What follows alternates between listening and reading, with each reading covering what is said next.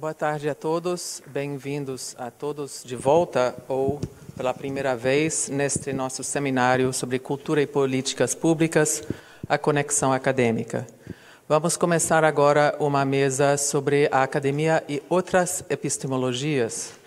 E eu queria tomar a palavra um pouco que a gente que organizou só tem essa oportunidade para falar, né? Então, eu queria dizer que essa mesa tem uma ementa muito crítica à academia diante de algumas dificuldades que hoje nós enfrentamos. As tradições não nos servem mais e, ao mesmo tempo, o novo não se instalou.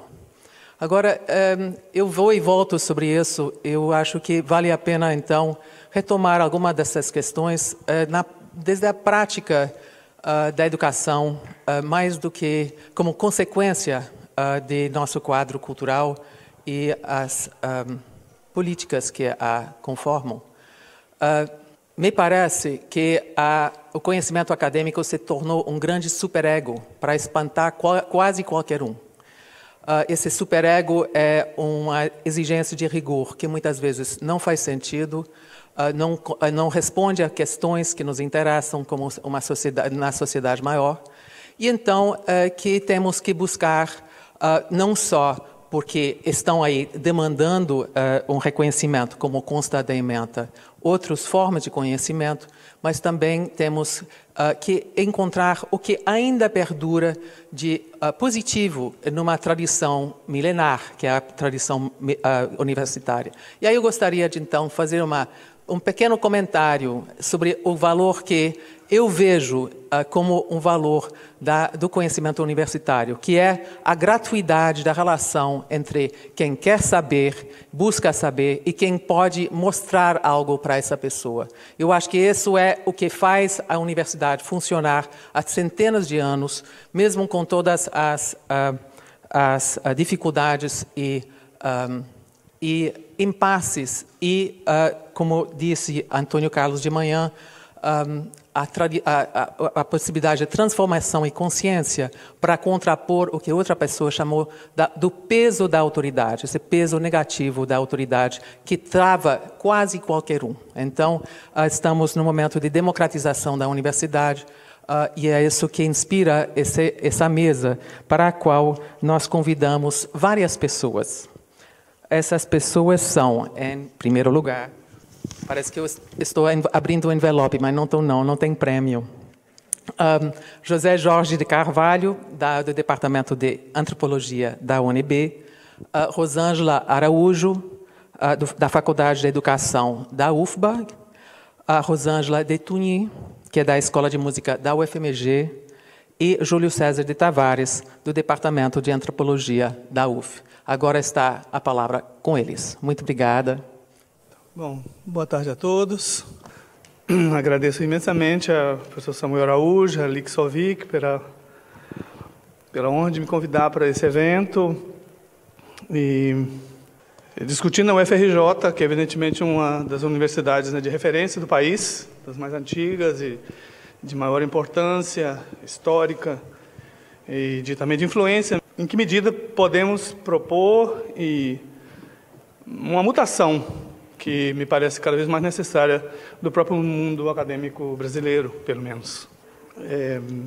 Movimentos semelhantes de reflexão sobre essa necessidade de uma mutação da instituição acadêmica ocorrem em outros lugares, em vários países da América Latina, onde tem um diálogo, com que dialogo também essa sensibilidade aparece. E ela aparece de vários modos, também internacionalmente, há já bastante tempo.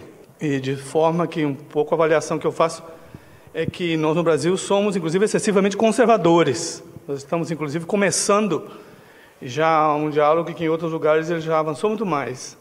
Tanto na formação dos saberes universitários, estrito senso, como também em que medida a instituição pode ampliar-se para outros lugares, transformar-se de outros modos. No convite que me foi feito para nós aqui nessa mesa, houve como se fosse uma espécie de sabatina, né? Umas perguntas longas, agora nós deveríamos nos preparar para responder. Estamos sendo sabatinados, o que é muito bom, com 3 perguntas. Outra coisa também já falo, pensando como foi a conversa na manhã, e que o país é muito diverso, talvez mais do que a gente apreende de cada lugar. Eu percebi que o mundo do Rio de Janeiro, o mundo da UFRJ é muito diferente, por exemplo, do mundo da UNB, de mundo de outros lugares do Brasil. Existem também coisas muito particulares daqui, e que se reflete até na maneira como se coloca também as questões aqui, comparado com outros lugares. Os saberes tradicionais aparecem menos na maneira como é colocado, e muito mais, talvez, do que a gente poderia chamar dos saberes, na verdade, populares, né? Urbanos. A pergunta sobre as outras epistemologias e a academia, ela pode ser colocada de vários modos. A base que se dá é discutir, quer dizer, que os modos logocêntricos de cunho iluminista que formaram, em busca de outras metodologias, pensar-se, então, na possibilidade de outros diálogos. Primeiro, do próprio texto, quando se diz, vou começar, por exemplo, reagindo um pouco à maneira como foi me colocada a pergunta, e dessa maneira talvez já pense no que vou falar em seguida, que se dizia o seguinte: esse momento em que há um esforço de massificar a educação superior e cotas sociais e raciais são instituídas para minorar a homogeneidade socio-racial da população estudantil. Talvez eu o colocaria em termos mais contundentes. Eu não colocaria que se trataria de minorar a homogeneidade socio-racial da população estudantil. Eu colocaria que se trata de combater o racismo acadêmico e tentar eliminar, na medida do possível, ou diminuir o racismo acadêmico. Não é minorar a homogeneidade socio-racial. Na verdade, as nossas universidades foram constituídas absolutamente de um modo racista. Elas foram constituídas de um modo excludente racial, étnica racialmente excludentes. E as cotas para negros na graduação, para indígenas na graduação, é o primeiro momento, é apenas a primeira etapa de uma transformação que tem que ser radical. Nós temos que imediatamente começar a discussão das cotas no mestrado, no doutorado, na carreira docente, na carreira de pesquisa. Então, nas outras epistemologias, necessariamente o corpo docente vai ter também que ser transmutado, não apenas a população estudantil. Na verdade, já estamos atrasados também na discussão da necessidade de que o nosso corpo docente se pareça mais com a diversidade étnica e racial da sociedade. Isso não é esse é um pressuposto, na verdade, da discussão epistemológica, porque um dos elementos da transformação epistemológica é a transformação do imaginário. E essa transformação do imaginário ela passa pela transformação do lugar de quem ensina. Então, eu colocaria em termos de enfrentar o racismo acadêmico, e lembro, então, desse ponto, muito rapidamente, que a UFRJ é racista desde a sua fundação. Eu apenas dou alguns exemplos espetaculares. Edson Carneiro, né, um dos grandes pesquisadores que nós estamos falando dele aqui, ele não ganhou o concurso para a UFRJ, vocês sabem disso, né? Apareceu na revista Quilombo, do Dia do Nascimento, mais de uma vez, em mais de um volume, em entrevistas com ele, toda uma expectativa de que ele ia ganhar a cátedra de antropologia, não aconteceu. E a pessoa que ficou no seu lugar nunca viu falar do nome sequer. Apenas ganhou do Edson Carneiro, mas que eu saiba, não sei quem é que tem uma trajetória sequer parecida com a do Edson Carneiro. Também outro Guerreiro Ramos, que é outro gigante intelectual brasileiro, né? Ele foi formado na primeira turma de filosofia da UFRJ e não foi professor da UFRJ, e foi um professor renomadíssimo de teoria da administração nos Estados Unidos, com vários livros que não foram traduzidos ao português.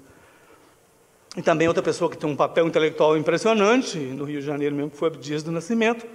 Ele foi professor em mais de uma universidade norte-americana, foi professor também na Oloiô, foi professor na África, mas ele não foi professor da UFRJ, que estava muito mais perto onde ele poderia ter sido. Então, eu acho que são vários ajustes necessários e que são simultâneos. Então, a discussão da epistemologia, necessariamente, ela passa por esse ajuste do imaginário também dos professores. Então, as cotas na graduação, nós entramos com um momento de uma transformação maior. Então, para mim, o primeiro giro epistemológico, vamos dizer assim, de uma mutação para uma outra epistemologia, é retirar o acadêmico branco como o exclusivo ocupante do lugar de sujeito suposto saber. A experiência do encontro de saberes, que eu vou falar no momento na UNB, eu acho que o principal dela é o fato de que você coloca no lugar de sujeito suposto saber. Essa expressão lacaniana que é uma expressão me parece adequada para descrever esse lugar abstrato que a gente encarna, de repente. Então, um primeiro ajuste, o ajuste do corpo discente. Eu sei que todos os que estão aqui estiveram envolvidos nessa luta, mas a UFRJ não conseguiu aprovar as cotas para negros, né? Mas o primeiro ajuste é o ajuste do corpo discente e o segundo, o ajuste do corpo docente e do corpo de pesquisadores. Esses três ajustes dão como se fosse assim, uma primeira dimensão da transformação epistêmica da universidade. Porque, então, o imaginário do sujeito suposto saber passa a ser um imaginário plural do ponto de vista étnico, social e racial. Logo, no interior desse imaginário, outras epistemologias podem ocorrer. Mas não faz sentido que outras epistemologias ocorram com o mesmo imaginário encarnado, racista, excludente de antes. Então, uma probabilidade, a possibilidade de uma descolonização real do campo universitário surge, para mim, no primeiro momento em que ele deixa de ser excludente étnica e racialmente. Aí é mais realista a possibilidade dessa transformação. Mais ainda quando o corpo discente também já passa a ser também étnico, racial, socialmente plural e mais próximo, digamos, das mesmas porcentagens da diferença demográfica na sociedade. Ou seja, nós teremos que imaginar um dia o UFRJ com metade dos seus alunos negros, com uma boa quantidade de indígenas, e metade dos seus professores negros e professores indígenas também. Isso seria, ela começaria, de fato, a aparecer com a sociedade, né, Então, são um conjunto de condições necessárias, cada uma por seu lado. Então, como um processo complexo, você pode atacar esse conjunto por qualquer lado. Qualquer movimento já é um movimento que gera, né, num sistema de causalidade múltipla, ele gera várias consequências incontroladas. Mas se trata, me parece, da descolonização do modelo Humboldtiano para a nossa situação. Essa é a universidade ocidental moderna, pós-napoleônica. Lembra que ele exorcizou os ofícios e as artes tradicionais, né? Napoleão fez diminuir o número de universidades da Europa de uma forma drástica, e depois a recomposição das universidades excluiu os ofícios e os saberes tradicionais dela. Então, tornou-se, na verdade, um modelo Humboldtiano chamado moderno, em que praticamente todos os saberes foram organizados em torno da matemática. Laica também. Então, nós perdemos várias coisas, inclusive com a necessidade de combater o dogmatismo, nós perdemos também, nós transformamos, decretamos que as universidades teriam que ser laicas e a espiritualidade ficou de fora. Então, só que a espiritualidade não é necessariamente sinônimo de religião. Na famosa luta aí de Kant, né, do conflito das duas faculdades, né? Ele teve que silenciar-se e esperar que o Kaiser morresse para finalmente publicar o livro. Esse debate é muito importante, me parece, porque na tentativa de retirar a teologia das universidades, você retirou muita coisa junto. Você retirou, na verdade, uma dimensão mais integral do saber que as universidades poderiam conter, porque seria também a espiritualidade. A espiritualidade também estava conectada com a arte, com a literatura, com muitas outras, psicologia, ou várias disciplinas universitárias perderam no momento que ela foi decretada que ela teria que ser cética, laica, etc. Nós herdamos, então, uma série de coisas. Eu não conheço muito a história da instituição da UFRJ, mas gostaria de saber. Isso aqui é Atena? Esse símbolo que está aqui atrás? Hein? Minerva, Atena, né? Minerva? Sim. É o imaginário especial que ela esteja aqui. Talvez simbolize o que a gente está falando, né? De que o modelo é essa, na verdade, Humboldtiana, né? Greco-romana, etc. Então, na verdade, as outras epistemologias, elas podem, me parece, uma parte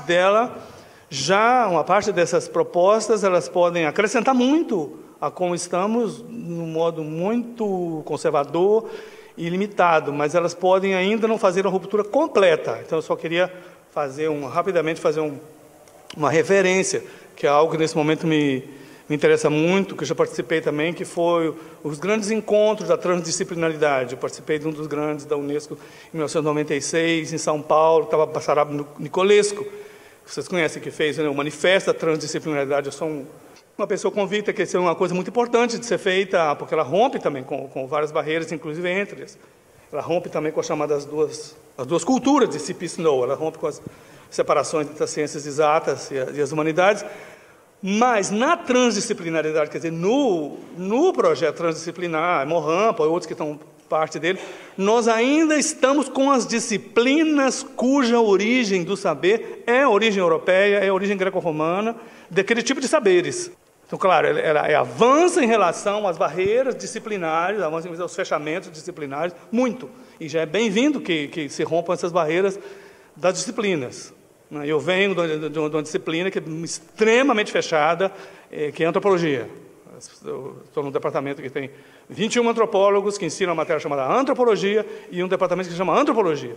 Ao lado tem um outro departamento que tem 25 sociólogos, o departamento chama sociologia e só se estuda sociologia. Você tem um colegiado de sociólogos, um curso de sociólogos e um departamento de sociólogos. Um mundo completamente segregado, do ponto de vista da maneira como se entende o saber. Então, a transdisciplinaridade já chacoalha isso. Mas ainda tem essa limitação, me parece, não sei se a palavra melhor seria limitação.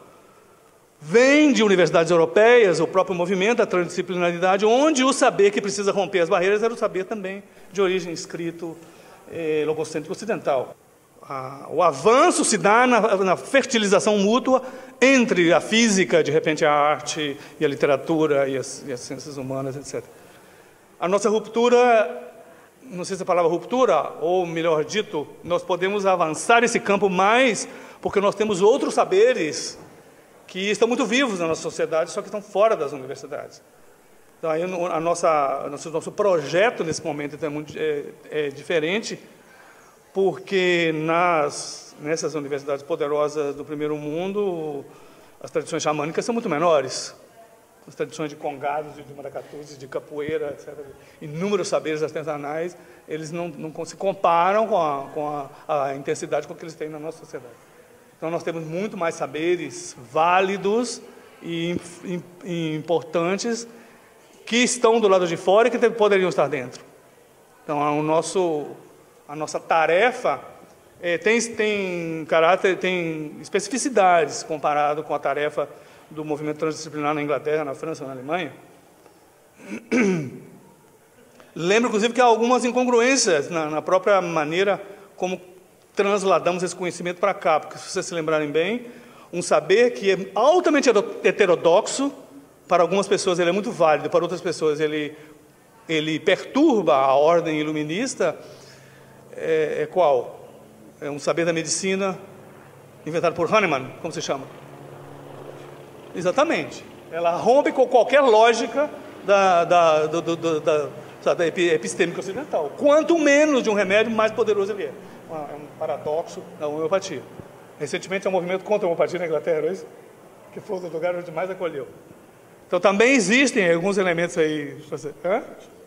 Sim. Ei, como?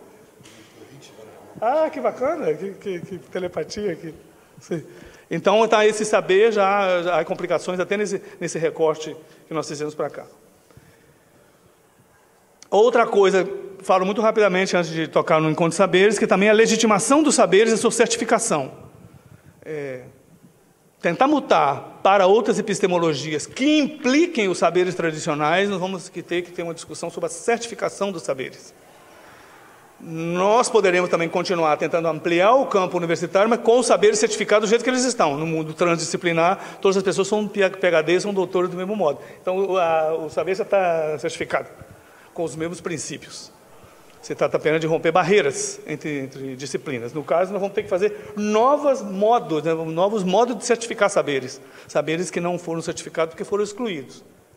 E aí, conecto com o que nós dissemos na manhã. A proposta concreta, porque foi colocada também, que proposta teríamos no momento em que se abre as universidades, né? Pergunta exata, acho que a segunda pergunta, né? Diante das diversas experiências presentes no panorama contemporâneo, a crescente perspectiva de inclusão de estudantes com trajetórias de aprendizado que contrastam com as expectativas predominantes, como conceber um projeto de educação superior?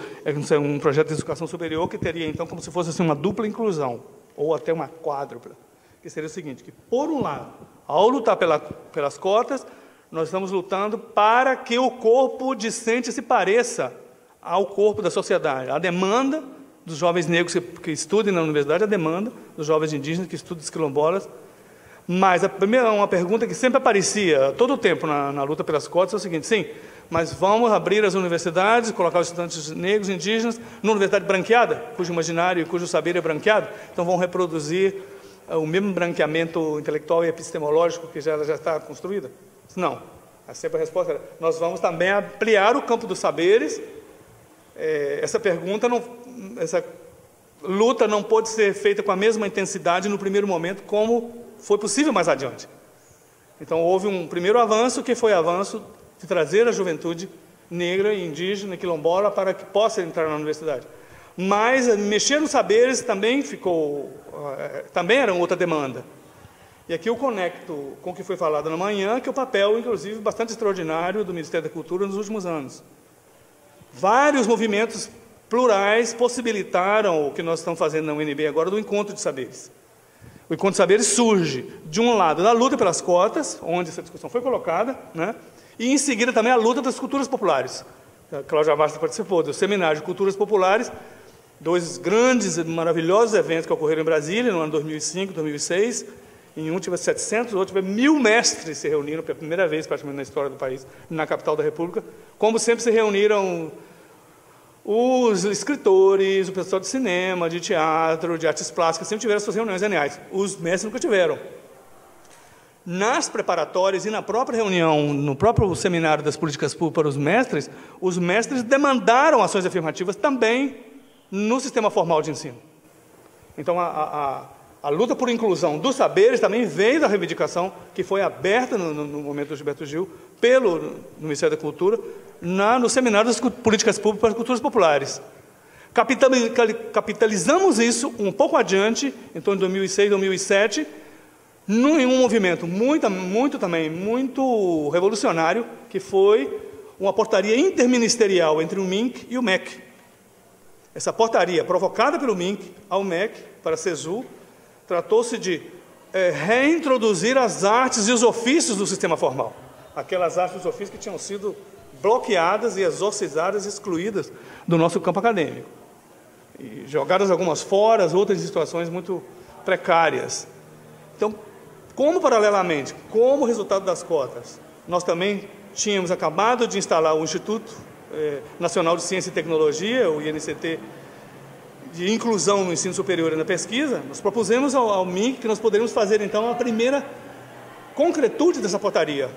Então, o Encontro de Saberes, feito através do INCT, do Instituto de Inclusão no Ensino Superior e na Pesquisa, que seria, digamos, o observatório do grande banco de dados das cotas e de inclusão, que é no ensino superior e na pesquisa. Então, ele inclui também pesquisadores, né? É a política também de inclusão da pesquisa. Através do INCT, nós podemos, então, propor uma regulamentação dessa portaria no ensino superior, porque provavelmente haveria, talvez, a expectativa de que essa portaria fosse primeiro implementada até no ensino médio, ou até no ensino fundamental, que trouxesse os mestres para o ensino fundamental. O ensino médio seria um pouco como a ação Griot. Mas nós, então, propusemos que isso poderia ser feito na universidade. Então, realmente, isso é um privilégio muito grande. Nós temos participado de abrir, então, uma matéria. Isso é como se fosse uma brecha, né, de uma certa circunstância interministerial, intergovernamental, até institucional, porque o CNPq e o MCT também fazendo parte através do próprio INCT, né? Então, o foco, então, dessa intervenção epistêmica é que nós abrimos, em 2010, na Universidade de Brasília, uma matéria chamada Artes e Ofícios dos Saberes Tradicionais, que, inclusive, nós podemos ter mudado para Artes e Ofícios dos Mestres Tradicionais, Artes e Ofícios dos Saberes Tradicionais. Nós inventamos, então, digamos, um formato específico para essa matéria, que seria trazer 5 mestres, cada um dando um módulo de um curso, sempre com um professor parceiro, que seria também uma espécie de diálogo de saberes, daí chamasse Encontro de Saberes, um professor parceiro de cada uma das áreas. Os mestres e mestras deram o curso, deram as aulas, e os professores parceiros participando e dialogando e fazendo, digamos, esse primeiro encontro, né, que é um encontro raro. Até então, que eu saiba, nós tínhamos tido no Brasil experiências de extensão, em que várias universidades têm experiência de extensão de trazer mestres de várias áreas, né, de capoeira, de vários estilos de música, de dança, de artesanato. Mas não que fosse um curso regular. Esse é um curso regular, em módulo livre, de 6 créditos. Acho que o caráter especial é isso, que foi dado por mestres. Os 5 mestres foram de áreas muito diversas, que foi um pouco a proposta que o MINC fez para nós. Não quer dizer que outros precisam ser desse modo. Estados ricos de tradições, né? Pernambuco, Rio de Janeiro, São Paulo, qualquer deles não tem por que tem mestres suficientes no estado para absorvê-los. No caso, Brasília foi aquela coisa de que seria pioneira, então tiveram mestres dos 5 estados. Eu só listo muito rapidamente. Um deles é o mestre Maniwa Kamayurá, que é um arquiteto, engenheiro Kamayurá, que faz aquelas casas maravilhosas de 45 metros por 10 de altura, aquelas casas chamadas casas tupi, né? Tupi. Então, o Maniwa deu um módulo, e ele construiu a casa, construiu uma maquete da casa, sem prego, sem martelo, só com amarrações, né, e tensão de madeira, junto com o professor da arquitetura, Jaime, que trabalha com o Centro de Estudos do Bambu, de pensar os vários usos do bambu. Benke Chaninka, que é outro mestre indígena de reflorestamento, ele tem um grande projeto de reflorestar, foi uma área muito desmatada, ele plantou centenas de milhares de árvores, e o nosso projeto de desenvolvimento é um projeto de destruir as árvores. Então, nós temos que ter muitos jovens, muitos estudantes sabendo reflorestar para poder salvar o Brasil, porque ele provavelmente vai virar deserto se continuar nesse plano de PIB, cortando árvore para crescer o PIB, né? Então, a engenharia florestal e o reflorestamento e permacultura é algo essencial, muito importante. Então, bem que deu as aulas junto com a professora da engenharia florestal. E 2 mestres das culturas populares, o mestre Bill Alexandre, que é do cavalo marinho, que é essa arte maravilhosa de canto, dança, máscara, música do Nordeste. Ele deu nas artes cênicas, com 2 professoras das cênicas. E o mestre Zé Jerome, do Sul, de Cunha, do Congado de Cunha, deu na área da música, com o professor Antenor, que estudou com Ikeda, que nós vimos hoje aí, na área da música. E uma outra mestra também, que teve um efeito muito forte na UNB e nos alunos, que é a mestra Luceli Pio, que é uma quilombola de cedro, chamado Negros do Cedro, da cidade de Mineiros, de Goiás. Ela é uma especialista em plantas medicinais. Ela tem um horto, ela é a 5ª geração de especialistas em plantas, ela tem um horto florestal de 450 plantas que ela conhece o poder medicinal delas. Ela está escrevendo a Farmacopeia do Cerrado. Tem um volume desse tamanho, só de 6 plantas. Então, isso é uma enciclopédia gigantesca. Ela é uma enciclopédia de conhecimento das plantas. Isso teve um impacto também muito grande, porque isso é uma área também que as universidades se fecharam muito. Foi feito, então, com a professora da farmácia, uma professora parceira dela, que também tem um centro lá de plantas. Então, esse curso foi feito em 2010, nós reproduzimos esse curso em 2011, fizemos a 2ª edição do Encontro de Saberes, teorizando a partir daí essas possibilidades de que, através da certificação, que é o ponto que eu queria talvez mencionar antes de fechar, a luta por abrir outras epistemologias e por trazer esse mundo maior é uma luta que nós vamos ter para certificar saberes que são válidos, mas que não têm diploma. 4, 5 desses mestres que vieram 6, na verdade, são analfabetos. É uma revolução que professores analfabetos deram aula na universidade, com o nome e sobrenome que analfabetos deram aula. E não se trata, o projeto é como se fosse, na verdade, complementar o modelo de Paulo Freire. Né? Como se Paulo Freire fez a escuta da pessoa que não sabia ler, e através desse horizonte do seu saber, do seu conhecimento, né, da sua experiência, que a pessoa aprendia a entrar no mundo da escrita. Isso já foi uma revolução em relação a uma outra concepção de alfabetização. Mas, de qualquer maneira, não estava no projeto Paulo Freire trazer aquele analfabeto que ia ser alfabetizado para que fosse professor de alfabetizados. A nossa mutação epistêmica maior é colocar aqueles que não passaram pela escrita, que têm um saber válido o suficiente para estar como nós, na mesa, como professores. Isso leva, então, para terminar um pouco, a figura do notório saber. Eu não sei se a UFRJ tem essa figura. Tem essa no Conselho. A Universidade de Brasília tem. Não sei se a UFBA tem, ou se a UF tem o notório saber. Hã? Tem? Vocês têm. Nós estamos nesse momento. É o seguinte, o notório saber já foi dado na UNB para várias pessoas. O professor Hugo Rodas, que é um mestre de teatro, ele tem um notório saber. Conrado Silva, da música, tem notório saber. Várias pessoas têm notório saber em artes, em arquitetura. Mas são pessoas que já passaram pela escrita, só que não tiveram pós-graduação. Então, já que existe o modelo, nós estamos, nesse momento, na luta por colocar o notório saber para o mestre Bio Alexandre, para a mestra Luceli Pio, para o mestre Zé Jerome, para esses mestres que vieram dar o curso, com uma espécie de memorial, e colocar para o Conselho a possibilidade de que eles possam vir como professores visitantes, professores temporários da universidade. Então, o que eu coloco, então, como... Deixa eu colocar outras coisas aqui, mas...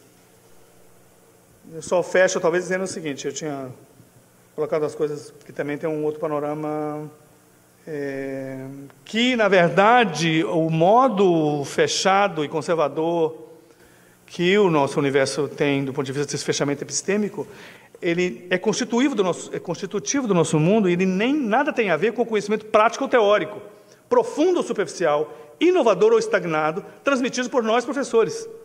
Nós somos fechados não porque sejamos muito bons ou porque sejamos muito maus. Não tem nada a ver. E nada tem a ver com a política dos regimes da função autor, teorizada por Foucault. Eu fiz uma demarche antes que eu passei ela de lado. Então, eu só queria colocar que a discussão de outras epistemologias, ela passa nesse momento em que as universidades estão fechando o controle sobre a certificação. E nós estamos fazendo o momento contrário. Nós temos que lutar para que não se feche a certificação, para que se abra a certificação. O Ciências Sem Fronteiras é, na verdade, um fechamento da certificação. Cada vez é você se internacionalizar no sentido de se copiar um determinado modelo, que é esse modelo fechado que nós reproduzimos aqui. Então, a instituição universitária ela foi capturada por um segmento da sociedade, quando ela deveria, na verdade, abrigar os saberes de todos os grupos. Quer dizer, a interculturalidade, então, que é onde nós temos que migrar, de certa maneira, teria que ser discente, esperamos que cheguemos a ter uma interculturalidade discente, ela deve ser uma interculturalidade pedagógica, em que para diferentes horizontes você seja capaz de ensinar de diferentes modos, ela deve ser uma interculturalidade também formativa, porque nem todos precisam saber exatamente a mesma coisa, os currículos também não precisam ficar imobilizados como eles estão agora, formatados sempre do mesmo modo. E, finalmente, ela tem que ser também docente. Nem todos os docentes precisam saber exatamente a mesma coisa. Nós podemos ter docentes certificados pelos diplomas ocidentais, docentes letrados, mas que foram certificados como cultura popular por outros lados, e docentes que jamais foram certificados pela escrita. Então, nós poderíamos ter todo esse panorama, e isso nos levaria ao encontro de saberes. A metáfora, digamos, da casa do saber, né, que seria a metáfora que tem em vários lugares, né? Termino só dando o exemplo da Beit al-Hikmah, que existia em Bagdá, talvez no momento em que as universidades foram mais plurais em toda a história da humanidade, né? No regime máximo do califado, né? Que saíam pelo mundo inteiro procurando todos os livros para traduzir em todos os idiomas, até sânscrito estava lá, aquela era uma casa do saber que teria, digamos, saber de todos os lugares. Naquele momento eram todos os saberes da escrita. Nós podemos imaginar a possibilidade de que nós tenhamos aqui somado todos os saberes válidos, importantes e legítimos que nós construímos no Brasil, numa mesma instituição. O modelo do Encontro de Saberes é um pequeno grão de areia